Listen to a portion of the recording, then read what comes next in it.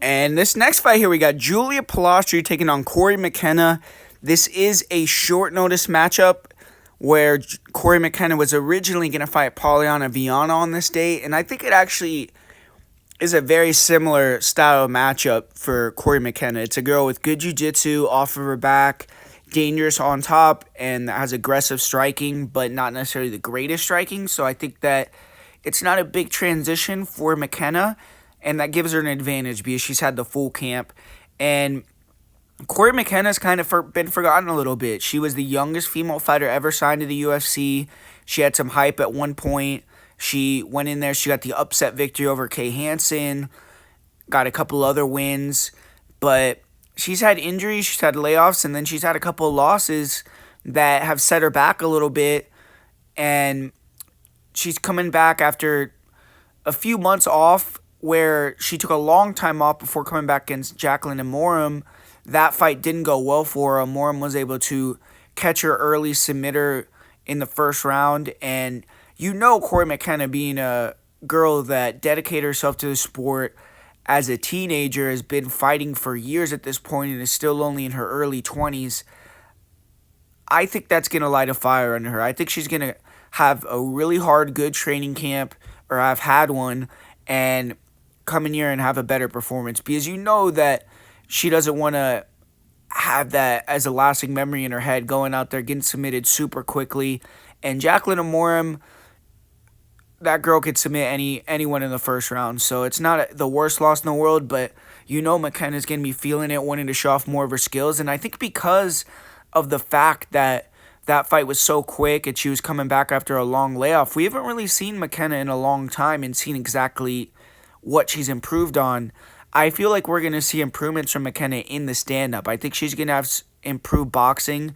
I see her hitting the pads, cracking the pads, and she has a lot better fluidity and hand speed, I feel like. I think she's probably going to have better feints to close the distance and get inside.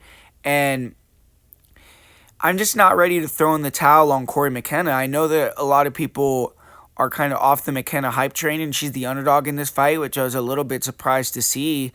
But I still think McKenna has potential. I think that if she improves her boxing, her stand-up, her athleticism keeps getting better.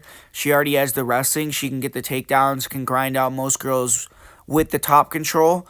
So I think that she's a decent fighter, but Julia Polastri is a dangerous opponent. Polastri is someone that on the feet is a pretty dynamic brawler. She does a good job of throwing long combinations. She'll mix in head kicks, elbows, and if you stay in the pocket with her and just exchange, Polastri's hell on wheels to deal with. She's tough.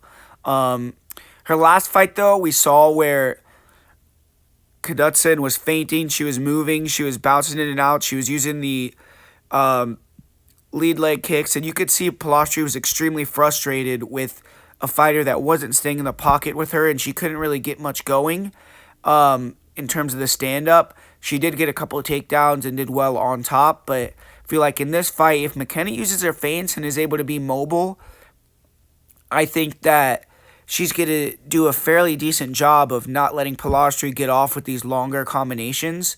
And then when Polastri gets aggressive, just try to clinch or get the takedown. I think McKenna is going to have the wrestling advantage, be able to get on top. And Polastri does have an aggressive guard. We did see McKenna submitted in her last fight, but I don't think that Polastri is even close to the same level as someone like a Jacqueline Amorim off of her back. And I've seen McKenna take down and blanket better jiu-jitsu fighters, in my opinion, than Polastri. So I'm going with McKenna, man. I just feel like the younger girl that's a one-time, big-time prospect, still in her young 20s, I have to pick her to win as an underdog against a 31-year-old fighter coming in here 0-1 in the UFC on short notice. I just feel like if McKenna is going to have anything to say about being a potential future player in the sport, this has to be a fight that she gets the job done and gets the win in. So McKenna is going to be the prediction for me as the slight underdog.